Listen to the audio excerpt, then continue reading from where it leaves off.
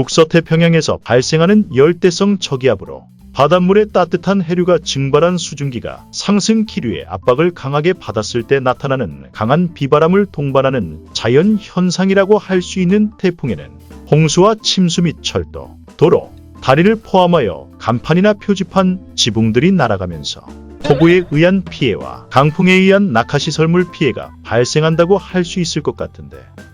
그렇다면 왜 태풍의 피해 상황 및 예방법에는 무엇이 있는지, 현재까지의 태풍의 이름 목록과 이름을 정하는 방법에는 무엇이 있는지 그 이유들을 알아보도록 하겠습니다. 왜 그럴까? 열대 해상에서 발생한 열대 저기압이 발달하여 중심 부근의 최대 풍속 17.2m/s 이상의 강한 폭풍우를 동반한 국지적 기상현상이라고 할 수 있는 태풍은 7월과 10월 사이에 가장 많이 발생하는 것은 물론 다른 자연 현상이나 재난과는 달리 이름을 붙여 사용을 한다고 할 수 있을 것 같은데, 그렇다면 왜 전 세계 나라들마다 태풍에 대해 이름을 붙이는 이유는 무엇인지, 이것의 근본적인 큰 원인은 태풍은 일주일 이상 지속될 수 있으면서도 같은 지역 같은 시간에 하나 이상의 태풍을 혼동하지 않도록 하기 위하여 이름을 붙여 사용하기 때문이라고 할 수 있을 것 같습니다. 즉, 태풍의 이름을 정하는 것은 1953년 호주 예보관들이 처음으로 태풍에 싫어하는 정치인들의 이름을 붙여 예보하기 시작하면서 제2차 세계대전 이후부터는 미공군과 해군에서 공식적으로 태풍 이름을 붙여 사용하기 시작하는 것은 물론 2000년대부터는 태풍위원회에서 아시아 각국의 태풍에 관한 관심을 높이고자 아시아 지역 14개국의 고유한 이름을 사용하고 있다고 하는데, 그렇기에 14개국의 국가들로는 한국, 캄보디아, 중국, 북한, 홍콩, 일본, 라오스, 마카오, 말레이시아, 미크로네시아, 필리핀, 태국, 미국, 베트남 등등의 국가별로 10개씩 제출하여 140개의 태풍 이름을 28개씩 1조부터 5조까지의 이름으로 순차적으로 구성되어 있으며, 그 결과 1년에 태풍이 약 30여 개가 발생하므로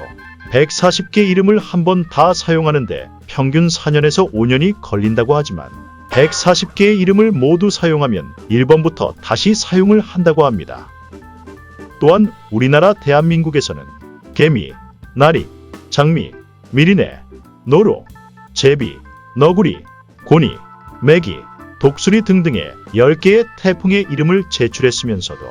이번에는 독수리 태풍이 북상하기에 극한 장마와 함께 한반도에 큰 영향을 끼칠 것이기에 태풍 피해에 조심해야 할 것 같으며, 특히나 대한민국의 태풍 이름들 중에서 우리나라를 통과 시 일강수량이 가장 많았던 태풍의 이름은 나리로 2007년 9월 16일에 제주에서는 최대 강수량 420mm의 비가 내리거나, 대한민국의 태풍 나비 또한 2005년 9월 7일 울릉도에서 47.3m/s의 일 최대 순간 풍속을 기록했거나, 대한민국의 태풍 이름 중에 가장 재산 피해를 입힌 태풍은 매기로 2004년 8월 17일부터 19일까지 총 2,508억 원의 재산 피해를 입혔거나, 대한민국의 기준으로 초강력 태풍이라고 일컬어졌었던 태풍 매미는 북한에서 제출한 태풍의 이름이었으나 현재는 무지개로 이름이 변경되어 사용되고 있다고 합니다. 추가적으로 태풍의 피해를 예방하는 방법으로는 태풍이 공식적으로 상륙한 상황에는 외출을 자제하거나 집 주변을 둘러보며 고정되지 않고 날아다닐 법한 물건들은 안으로 들이거나 창문의 틈새 사이에 신문지 한 장 이상을 최소한의 크기로 접어 집어넣고 테이프를 빈틈없이 모조리 다 붙이거나, 태풍이 점점 약해졌다고 해도 방심은 금물이라고 할 수 있기에 확실하게 기압이 안정되고 날씨가 나아질 때까지 일기예보를 끝까지 잘 듣고 태풍의 피해를 예방해야 한다고 할 수 있을 것 같습니다. 오늘의 영상은 여기까지입니다. 재밌게 보셨다면 구독과 좋아요 부탁드립니다.